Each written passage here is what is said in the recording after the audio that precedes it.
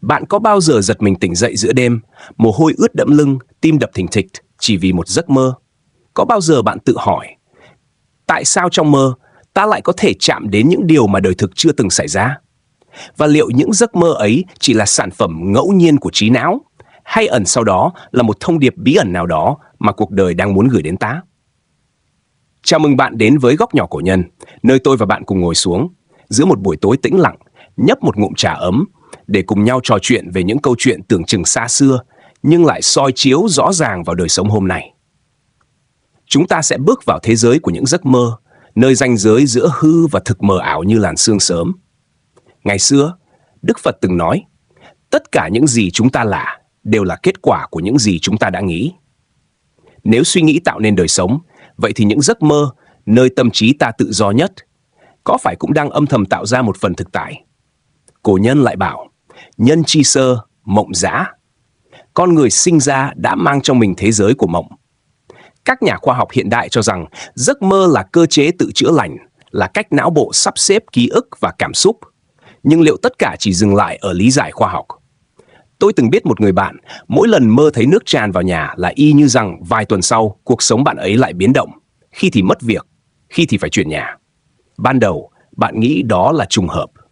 Nhưng khi tần suất lặp lại ngày một nhiều, bạn bắt đầu tin rằng giấc mơ là lời nhắc nhở, là dấu hiệu cho những đổi thay sắp tới.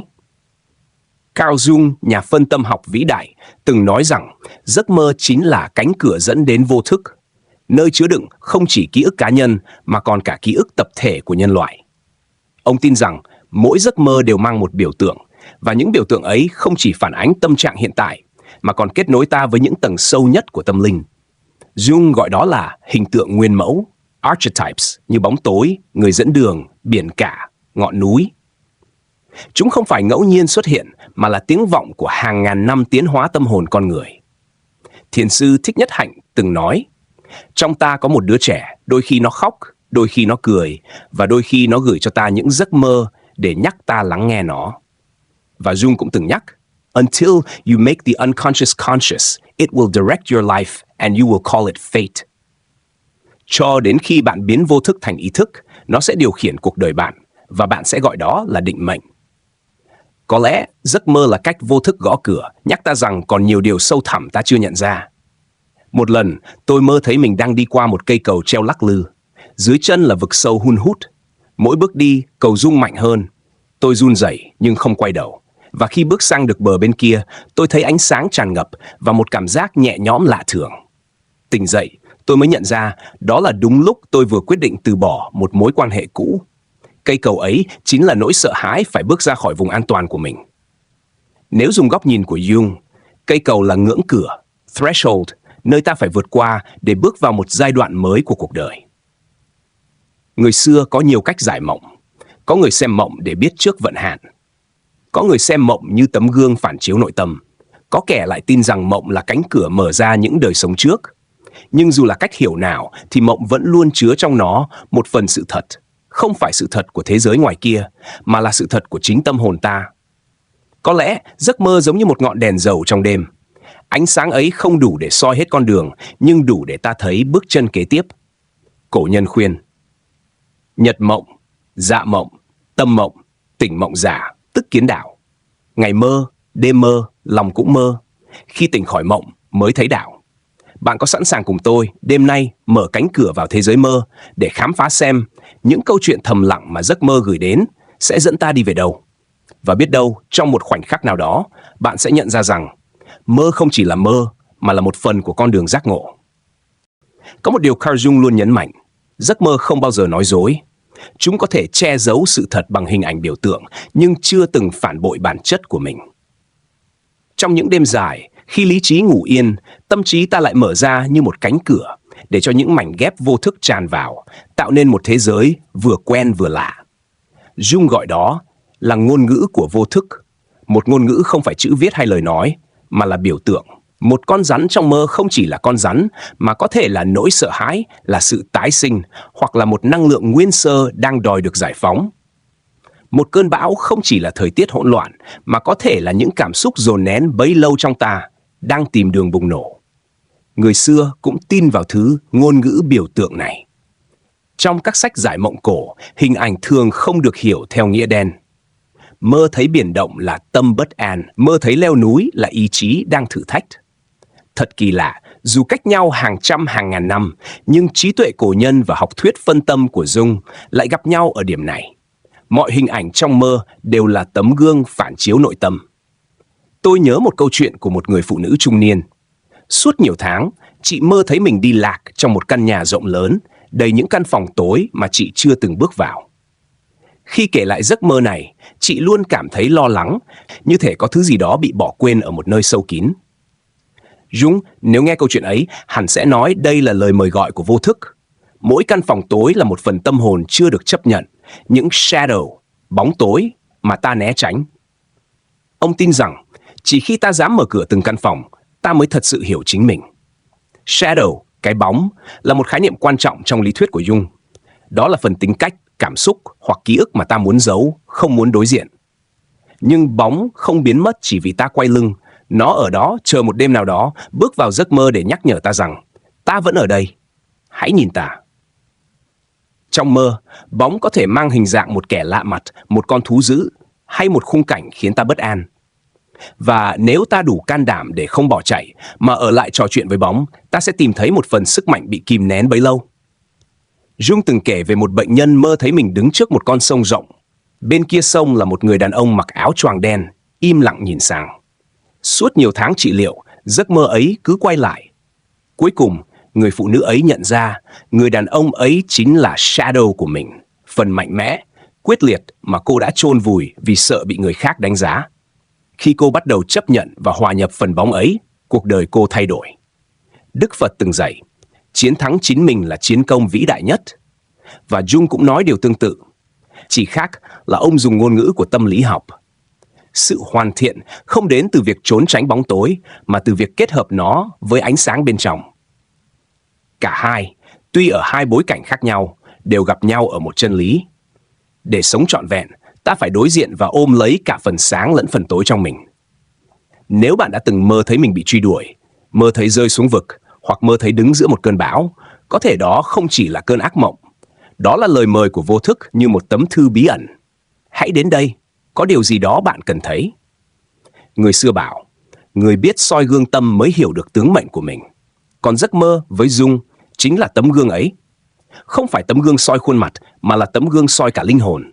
Và đôi khi, những gì bạn thấy trong đó không hề dễ chịu. Nhưng đó mới là khởi đầu của sự chữa lành. Đêm nay nếu bạn mơ một giấc mơ kỳ lạ, đừng vội quên nó. Hãy viết lại, hãy đọc lại và hãy tự hỏi thông điệp của vô thức dành cho mình là gì. Bởi biết đâu, đó không chỉ là một giấc mơ, mà là chiếc chìa khóa mở ra một cánh cửa mới trong chính cuộc đời bạn. Carl Jung từng nói rằng, nếu muốn hiểu một giấc mơ, trước tiên ta phải hiểu ngôn ngữ biểu tượng nguyên mẫu, những hình ảnh đã tồn tại trong tâm trí nhân loại từ thuở hồng hoang. Đây không phải là những hình ảnh cá nhân của riêng bạn, mà là ký ức chung của toàn bộ loài người, thứ mà Jung gọi là vô thức tập thể. Vô thức tập thể giống như một kho tàng khổng lồ ẩn sâu dưới đại dương tâm trí. Mỗi người, dù sống ở phương Đông hay phương Tây, dù cách nhau hàng nghìn năm, vẫn chia sẻ cùng một bộ từ điển biểu tượng bí ẩn. Chính vì thế, một đứa trẻ ở châu Âu và một người già ở châu Á có thể cùng mơ thấy mình bị nuốt chửng bởi biển cả và cảm nhận cùng một nỗi sợ hãi nguyên thủy. Trong các giấc mơ, những nguyên mẫu này thường xuất hiện dưới dạng những biểu tượng bất biến. Biển cả, đại diện cho tiềm thức, nơi chứa đựng sức mạnh khổng lồ nhưng cũng đầy nguy hiểm. Ngọn núi, hành trình vượt qua thử thách để đạt tới sự giác ngộ hoặc mục tiêu cao nhất. Cây cầu, điểm nối giữa cái đã biết và cái chưa biết, giữa thực tại và thế giới bên kia. Người dẫn đường, một nhân vật trong mơ xuất hiện để chỉ lối, thường là đại diện cho trí tuệ sâu thẳm bên trong ta. Người xưa cũng có những cách hiểu tương đồng. Trong Chu Công Giải Mộng, một tác phẩm nổi tiếng của Trung Hoa cổ đại, mơ thấy leo núi cao là điềm báo danh vọng, mơ thấy vượt biển là dấu hiệu của một cuộc hành trình mới. Tuy nhiên, nếu nhìn theo lăng kính của Jung, những điềm báo này không chỉ là tiên tri mà còn là lời nhắc của tâm hồn. Bạn đang ở một giai đoạn chuyển mình và vô thức đang gửi tín hiệu cho bạn chuẩn bị. Tôi từng nghe câu chuyện về một người đàn ông thường xuyên mơ thấy mình đứng trước một con sông rộng nhưng không thể bơi qua. Một đêm, trong mơ, một con thuyền nhỏ xuất hiện, có một ông lão mái tóc bạc chèo thuyền, mời anh sang bờ bên kia. Khi kể lại, anh nói cảm giác lúc ấy vừa sợ hãi, vừa yên tâm lạ thường. Theo Jung, ông lão chính là người dẫn đường, archetype của trí tuệ. Một phần trong tâm trí anh đang khuyến khích anh vượt qua sự trì hoãn và sợ hãi để bước sang một chương mới trong đời. Jung tin rằng những nguyên mẫu này không chỉ xuất hiện trong mơ mà còn len lỏi vào thần thoại, tôn giáo, nghệ thuật của mọi nền văn hóa. Bạn có thể thấy hình ảnh người dẫn đường trong truyện cổ tích là bà Tiên hay Pháp Sư, thấy cây cầu trong các câu chuyện vượt sang thế giới linh hồn, thấy biển cả trong các huyền thoại về sự sáng tạo của vũ trụ. Mơ của bạn vì thế không bao giờ chỉ là câu chuyện của riêng bạn, nó là một mảnh ghép trong bức tranh rộng lớn của nhân loại. Đức Phật từng nói, chúng ta không khác biệt nhau ở bản chất, chỉ khác ở mức độ tỉnh thức. Khi đặt cạnh lời dạy ấy, học thuyết của Jung càng trở nên rõ ràng. Giấc mơ là tấm gương để ta nhìn thấy những phần bản chất mà ta chưa tỉnh thức tới. Và khi một nguyên mẫu xuất hiện trong mơ, đó là lúc ta có cơ hội để nhận ra những gì đang vận hành bên dưới lớp ý thức mỏng manh. Tôi nhớ mình từng mơ thấy một khu rừng rậm rạp, trong đó có một con hổ đứng chắn lối. Ban đầu tôi sợ hãi, muốn bỏ chạy, nhưng khi dừng lại, nhìn thẳng vào đôi mắt nó, tôi nhận ra cảm giác sợ ấy dần tan biến. Trong ánh mắt con hổ, tôi thấy chính sự mạnh mẽ mà mình đã kìm nén suốt bao năm. Jung sẽ nói, con hổ ấy là Animus, phần năng lượng nam tính bên trong tôi, mạnh mẽ và quyết liệt, đang đòi được thừa nhận. Từ đó, tôi bắt đầu dám nói ra những gì mình nghĩ, dám bước vào những thử thách mà trước đây tôi né tránh. Người xưa bảo, biết mình, biết người, trăm trận trăm thắng. Nhưng Jung nhắc thêm rằng, biết mình không chỉ là biết những điều mình thích hay ghét, mà còn là nhận ra những phần ẩn giấu, cả ánh sáng và bóng tối. Và giấc mơ chính là tấm bản đồ chỉ đường. Vì thế, nếu một đêm nào đó bạn mơ thấy mình đứng trên một cây cầu, nhìn xuống dòng sông sâu hay đối diện với một nhân vật lạ lùng, đừng vội bỏ qua. Hãy tự hỏi, đây là nguyên mẫu nào? Nó đang muốn nói điều gì với mình? Bởi đôi khi, chỉ một hình ảnh trong mơ thôi cũng có thể mở ra một chương hoàn toàn mới trong cuộc đời bạn. Carl Jung tin rằng mỗi con người đều mang trong mình hai phần năng lượng, anima, yếu tố nữ tính trong tâm hồn người đàn ông, và animus, yếu tố nam tính trong tâm hồn người phụ nữ. Đây không phải là nói về giới tính sinh học, mà là những mặt đối lập bổ sung cho nhau, giống như âm và dương trong triết học phương Đông.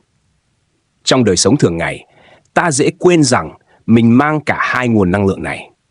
Nhưng giấc mơ thì không bao giờ quên. Khi anima hoặc animus xuất hiện, chúng thường hóa thân thành những nhân vật có sức hút kỳ lạ. Đôi khi là người ta yêu, đôi khi là người xa lạ, đôi khi lại là nhân vật vừa cuốn hút vừa đáng sợ. Một người đàn ông có thể mơ thấy một người phụ nữ mặc áo trắng, nụ cười hiền dịu, dẫn mình đi qua một con đường tối. Người phụ nữ ấy chính là anima, phần nữ tính bên trong anh, biểu tượng của sự dịu dàng, trực giác và khả năng nuôi dưỡng.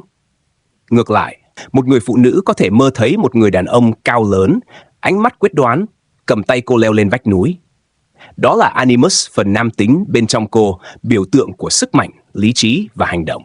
Jung cho rằng, để phát triển toàn diện, con người cần kết hợp hài hòa cả anima và animus. Nếu một người đàn ông chối bỏ anima, anh có thể trở nên cứng nhắc, thiếu sự đồng cảm.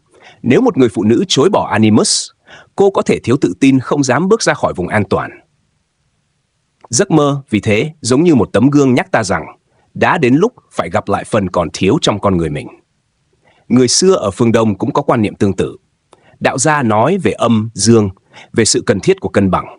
Âm mà không có dương thì u ám, yếu ớt. Dương mà không có âm thì khô cằn, bạo liệt. Phật Pháp thì nhìn điều này như sự hòa hợp giữa từ bi và trí tuệ, hai yếu tố không thể tách rời trên con đường giác ngộ. Tôi từng gặp một người bạn nữ kể rằng cô thường xuyên mơ thấy mình đi trong một khu chợ đông đúc, bỗng có một người đàn ông lạ bước tới, nhìn thẳng vào mắt cô và nói, hãy tin vào sức mạnh của mình. Sau nhiều lần mơ như vậy, cô nhận ra ngoài đời, cô luôn né tránh những quyết định lớn, luôn dựa vào người khác. Jung sẽ nói rằng, người đàn ông ấy chính là animus của cô, phần sức mạnh bên trong đang muốn thức dậy. Khi cô bắt đầu tin vào bản thân, giấc mơ ấy không còn xuất hiện nữa, như thể nhiệm vụ của nhân vật kia đã hoàn thành. Đức Phật từng nói, tự mình là hòn đảo cho chính mình. Khi đọc câu này và nghĩ đến lý thuyết Anima Animus của Jung, tôi thấy một sự giao thoa rõ rệt. Cả hai đều khuyến khích con người tìm thấy sự toàn vẹn từ bên trong, thay vì tìm kiếm ở bên ngoài. Có những giấc mơ khiến ta rung động đến tận cùng, chỉ vì ta gặp một người lạ nhưng lại thấy thân thuộc như đã quen từ lâu. Jung sẽ nói rằng, đó là lúc Anima hoặc Animus của bạn bước ra từ bóng tối vô thức để kết nối và bổ sung cho con người bạn. Đừng vội coi đó chỉ là ảo giác của giấc ngủ. Đó là một cuộc gặp gỡ hiếm hoi, đôi khi chỉ đến vài lần trong đời, nhưng đủ để thay đổi cách bạn nhìn chính mình. Người xưa bảo, âm dương tương hợp, vạn vật hóa sinh. Trong giấc mơ, khi Anima và Animus hòa hợp, bạn sẽ cảm nhận một sự bình an lạ lùng, như thể mọi mảnh ghép trong tâm hồn đã tìm thấy chỗ của nó. Và khi tỉnh dậy, nếu giữ được sự hòa hợp ấy trong đời sống thực, bạn sẽ thấy mình mạnh mẽ hơn nhưng cũng mềm mại hơn, quyết đoán hơn nhưng cũng biết lắng nghe hơn. Đêm nay, nếu bạn gặp lại người lạ quen thuộc trong mơ, hãy mỉm cười và bước theo. Bởi có thể, đó là chính bạn, phần bạn chưa từng biết, nhưng luôn ở đó, chờ ngày bạn nhận ra. Carl Jung từng kể lại một trải nghiệm mà ông gọi là giấc mơ tiên tri. Một dạng giấc mơ mà hình ảnh, sự kiện trong đó lại xảy ra thật sự trong tương lai. Jung không xem hiện tượng này như một phép màu hay chuyện huyền bí thuần túy, mà coi nó là bằng chứng cho sự kết nối sâu xa giữa tâm trí con người và dòng chảy vô hình của vũ trụ. Jung tin rằng vô thức không chỉ lưu giữ ký ức của quá khứ mà còn có khả năng cảm nhận những khả năng của tương lai. Ông gọi đây là synchronicity, tính đồng thời có ý nghĩa. Khi những sự kiện bên ngoài và trải nghiệm bên trong trùng khớp một cách bí ẩn, như thể cùng được sắp đặt. Giấc mơ tiên tri, theo Jung, không phải lúc nào cũng nói thẳng, mà thường ẩn mình trong những biểu tượng. Tôi nhớ một bệnh nhân của Jung, một phụ nữ thường mơ thấy mình đứng trước một tòa nhà đang cháy. Vài tháng sau, căn nhà hàng xóm của cô bốc cháy thật và điều kỳ lạ là chính cô là người đầu tiên phát hiện, giúp cứu sống vài người. Jung giải thích rằng, vô thức của cô đã nhận được một tín hiệu nào đó, một manh mối rất tinh tế từ môi trường hoặc từ dòng chảy năng lượng quanh cô, và chuyển hóa nó thành hình ảnh trong mơ. Người xưa cũng ghi lại vô số câu chuyện tương tự. Trong Chu Công Giải Mộng, có đoạn chép rằng một vị quan mơ thấy trăng rơi xuống sân và vài hôm sau được triệu về triều nhận chức lớn. Hay ở Việt Nam, nhiều người tin rằng mơ thấy rắn vàng là điềm báo may mắn, mơ thấy rụng răng là dấu hiệu người thân có thể gặp chuyện. Dù cách lý giải khác nhau, điểm chung là con người từ lâu đã xem mơ như một sợi dây liên kết với tương lai. Phật Pháp thì tiếp cận điều này một cách nhẹ nhàng hơn. Đức Phật từng nói, tâm là kẻ dẫn đầu, tâm tạo tác, tâm là chủ. Nếu tương lai là kết quả của những hạt giống ta gieo hôm nay, thì giấc mơ tiên tri có thể là khoảnh khắc ta thoáng thấy hạt giống ấy khi nó vừa nảy mầm. Không phải mọi giấc mơ đều thành hiện thực, nhưng đôi khi vô thức cho ta thấy một nhánh đường có khả năng xảy ra nhất. Jung còn đưa ra một khái niệm thú vị, tương lai mang tính biểu tượng. Ví dụ, nếu bạn mơ thấy mình đang ở một ga tàu, nhưng chuyến tàu bạn chờ không bao giờ tới, thì điều đó không nhất thiết là bạn sẽ lỡ một chuyến tàu thật ngoài đời. Nó có thể tượng trưng cho việc một cơ hội quan trọng trong đời bạn đang bị trì hoãn hoặc bị bỏ lỡ. Và nếu bạn tỉnh dậy và nhận ra điều đó, bạn hoàn toàn có thể thay đổi hành động để viết lại tương lai của mình. Tôi từng mơ thấy mình đứng trong một căn phòng trống, chỉ có một cánh cửa hé mở, phía sau là ánh sáng vàng rực. Khi bước đến, tôi nghe thấy tiếng gọi tên mình rất rõ nhưng không ai xuất hiện. Vài tuần sau, tôi nhận được một lời mời công việc mà trước đó tôi chưa từng nghĩ đến. Lúc ký hợp đồng, tôi bất giác nhớ lại giấc mơ ấy. Căn phòng trống chính là giai đoạn chững lại của cuộc đời, còn cánh cửa sáng kia là cơ hội mới đang chờ.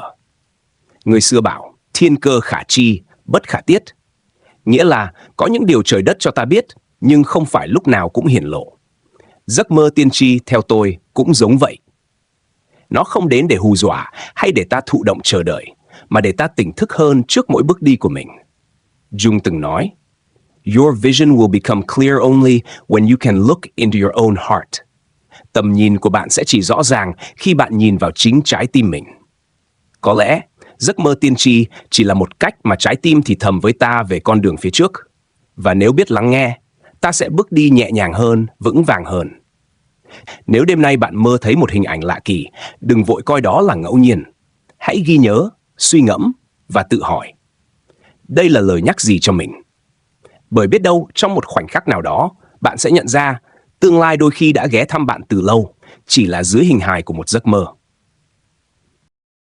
Carl Jung từng nói, những giấc mơ lặp lại là tiếng gõ cửa dai dẳng của vô thức.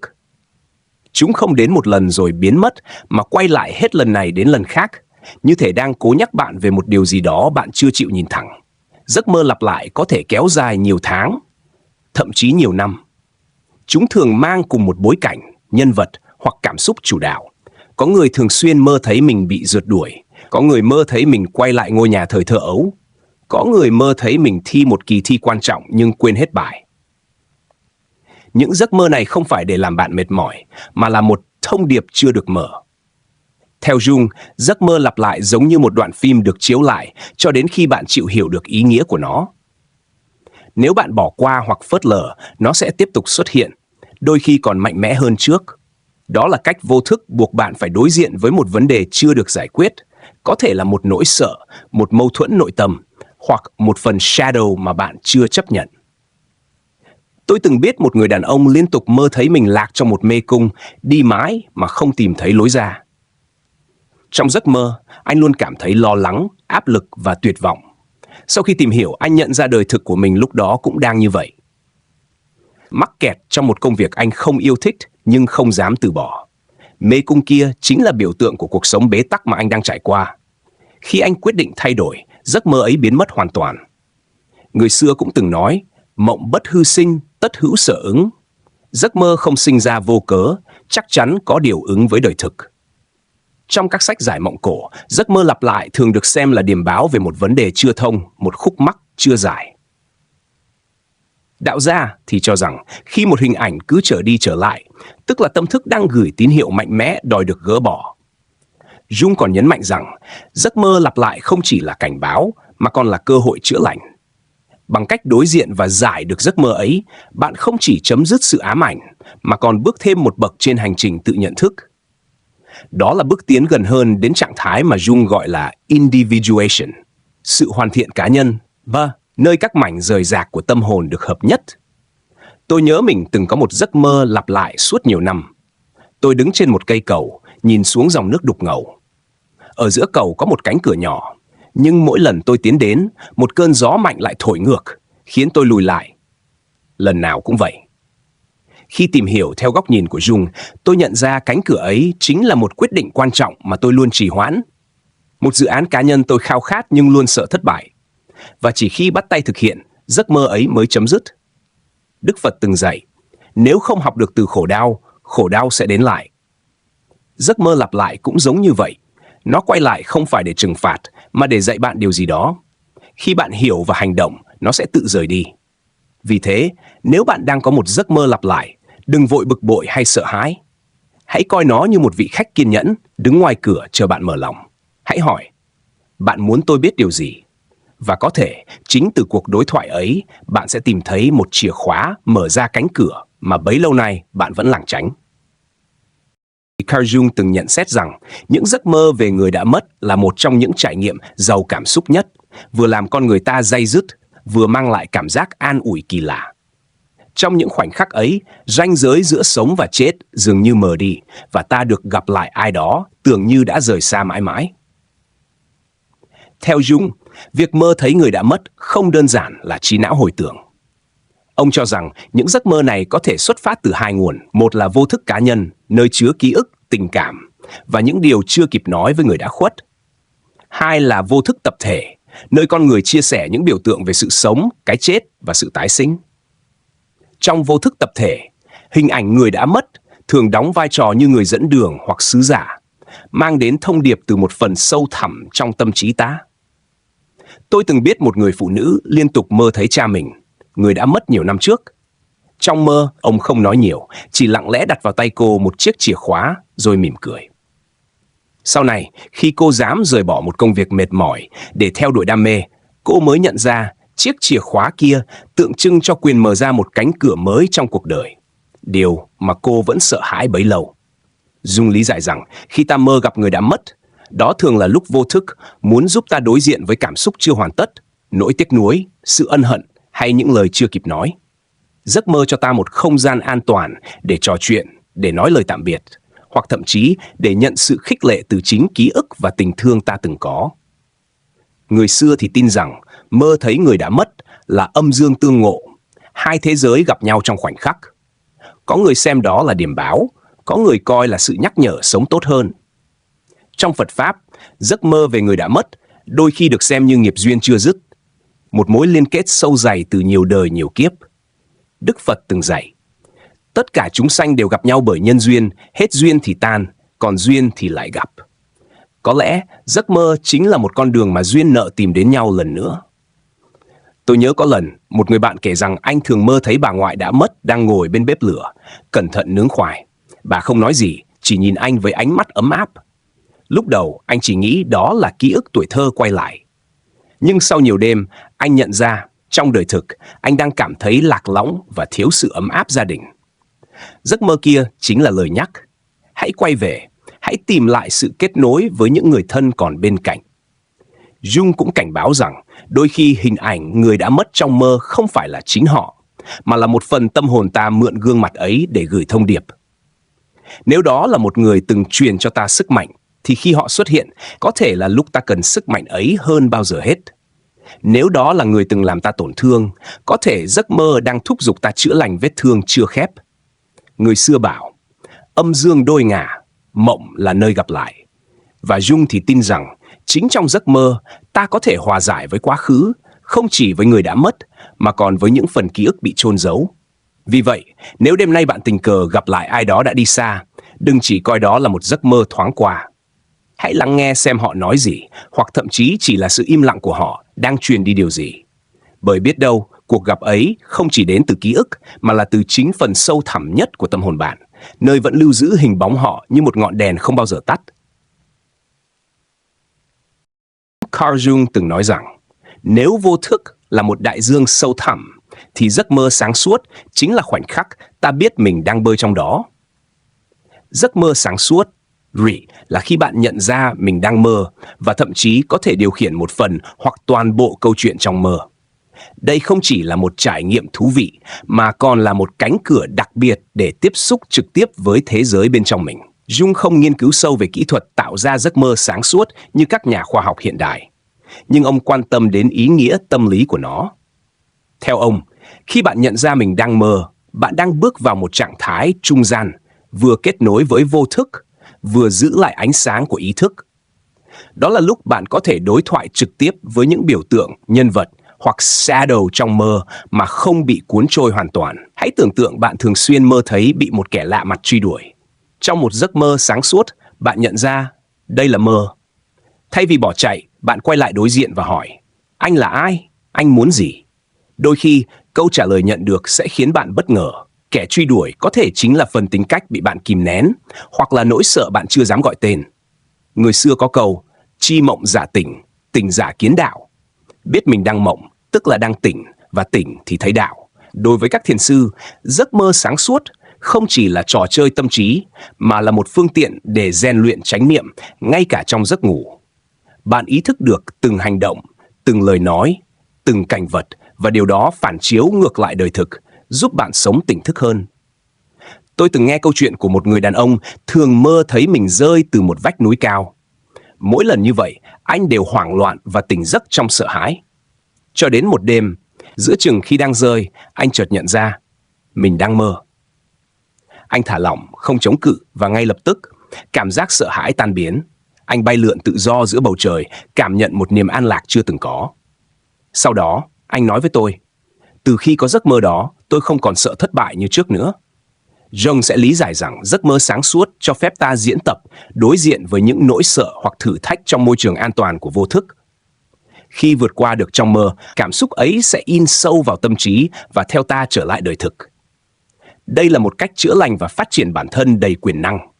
Người xưa cũng tin rằng giấc mơ sáng suốt là lúc tâm và ý hợp nhất. Đạo gia gọi đây là du hành trong mộng, khi linh hồn rời khỏi những ràng buộc thường ngày để trải nghiệm những miền tự do tuyệt đối. Phật Pháp thì coi đây là một cơ hội để quán chiếu sâu hơn. Nếu ngay trong mơ bạn vẫn có thể tỉnh thức, thì tại sao đời thực bạn lại dễ bị cuốn theo ảo tưởng? Tôi tin rằng mỗi người đều có thể trải nghiệm giấc mơ sáng suốt dù chỉ một lần. Và nếu may mắn, bạn sẽ hiểu vì sao Jung nói rằng người biết mình đang mơ là người đã bước một chân vào cánh cửa giác ngộ. Bởi khi ấy, bạn không chỉ là kẻ bị cuốn theo câu chuyện, mà là người viết lại câu chuyện của chính mình, cả trong mơ lẫn ngoài đời. Nếu một đêm nào đó bạn nhận ra mình đang mơ, hãy thử một điều. Dừng lại, hít thở và hỏi thế giới mơ rằng bạn muốn dạy tôi điều gì. Biết đâu, câu trả lời bạn nhận được sẽ thay đổi cả cuộc đời. Carl Jung từng nói, nơi nào có nỗi sợ, nơi đó có kho báu. Với ông, ác mộng không chỉ là thứ khiến ta giật mình tỉnh giấc trong hoảng loạn, mà còn là tấm bản đồ chỉ đến những phần sâu thẳm trong tâm trí mà ta chưa dám chạm vào. Nói cách khác, ác mộng chính là những người thầy khó tính. Họ xuất hiện dữ dằn, nhưng mục đích là để đánh thức ta. Trong quan điểm của Jung, ác mộng thường là tín hiệu khẩn cấp của vô thức. Khi một vấn đề trong đời sống bị ta lảng tránh quá lâu, một nỗi sợ, một tổn thương, một cảm xúc bị kìm nén, nó sẽ tìm cách xuất hiện trong mơ, thường ở dạng đáng sợ để buộc ta phải chú ý. Đó là lúc vô thức nói, hãy nhìn tôi ở đây. Hãy hình dung bạn mơ thấy mình bị một con thú dữ rượt đuổi. Trong thực tế, bạn có thể đang chạy trốn một vấn đề nào đó, một quyết định khó khăn, một sự thật bạn không muốn đối diện. Con thú kia chính là biểu tượng của vấn đề ấy. Nếu bạn quay lại và đối diện, bạn có thể nhận ra nó không còn hung dữ như bạn nghĩ. Nhiều người sau khi làm được điều này, dù chỉ trong mơ, đã thấy mình nhẹ nhõm hơn khi tỉnh dậy, như thể một phần gánh nặng được gỡ bỏ. Người xưa cũng có cách nhìn tương tự. Trong dân gian có câu, mộng giữ tỉnh tâm, mộng lành hỷ khí. Giấc mơ dữ là để cảnh tỉnh tâm trí, giấc mơ lành để nuôi dưỡng niềm vui.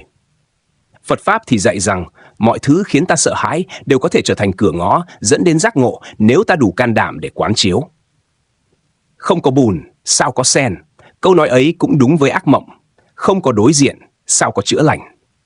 Tôi từng trò chuyện với một người đàn ông thường xuyên gặp ác mộng về việc bị rơi xuống biển giữa đêm, giữa cơn bão.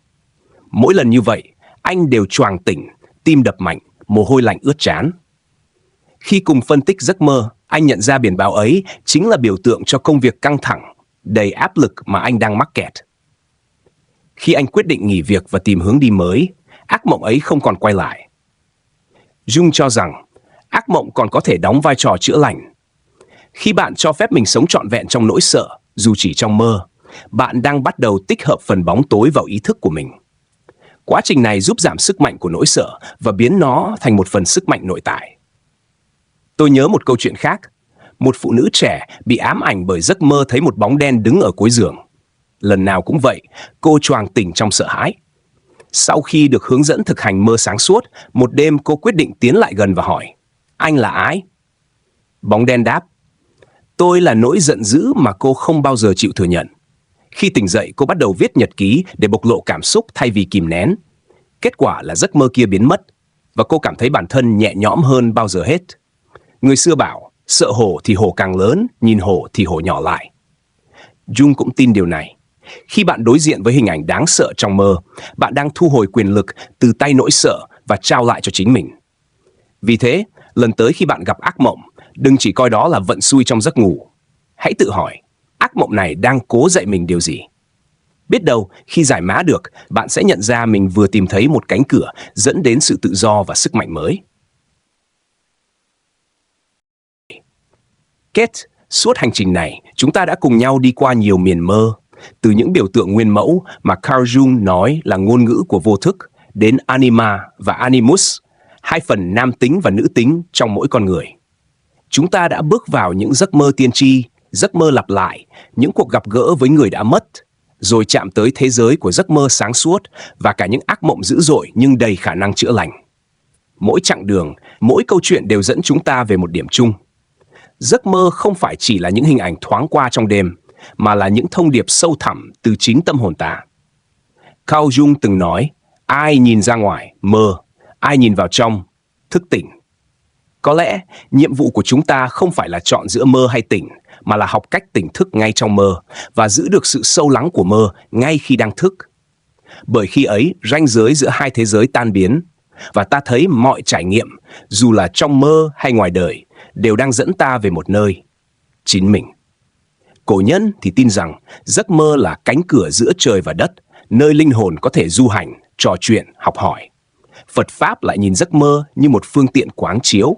Trong mộng ta thấy bản chất vô thường của mọi thứ rõ hơn, vì mọi hình ảnh đều có thể biến mất chỉ trong chớp mắt. Nhận ra điều đó, ta sống nhẹ nhàng hơn, biết trân quý từng khoảnh khắc hiện tại hơn. Tôi nhớ một người thầy từng nói, giấc mơ cũng như con đường. Không phải con đường nào cũng dẫn đến đích, nhưng mỗi con đường đều để lại dấu chân. Mỗi giấc mơ, dù vui hay buồn, dù rõ ràng hay mơ hồ, đều là một dấu chân của tâm hồn bạn trên hành trình dài. Và nếu bạn chịu dừng lại, cúi xuống nhìn kỹ, bạn sẽ thấy dấu chân ấy đang chỉ về hướng nào. Có thể, đêm nay bạn sẽ mơ một giấc mơ mới, hoặc giấc mơ cũ quay lại. Đừng vội quên khi tỉnh giấc. Hãy viết ra, suy ngẫm và tự hỏi. Thông điệp này muốn mình thay đổi điều gì trong đời thực? Bởi giấc mơ chỉ thật sự sống khi nó được mang ra ánh sáng của đời sống thường ngày. Jung gọi quá trình đó là individuation, sự hoàn thiện cá nhân. Cổ nhân gọi là tu thần, Phật Pháp gọi là giác ngộ. Dù tên gọi khác nhau, ý nghĩa vẫn là một, quay về, hiểu mình và sống trọn vẹn với tất cả những gì mình là. Và như vậy, chúng ta khép lại chuyến du hành này. Không phải bằng lời tạm biệt, mà bằng một lời nhắc. Hãy giữ cho mình một cánh cửa mơ luôn hé mở. Bởi biết đâu, một đêm nào đó, khi bước qua cánh cửa ấy, bạn sẽ không chỉ gặp lại những hình ảnh mơ hồ, mà sẽ gặp lại chính bản thể sâu thẳm nhất của mình. Phần con người mà bạn đã tìm kiếm bấy lâu.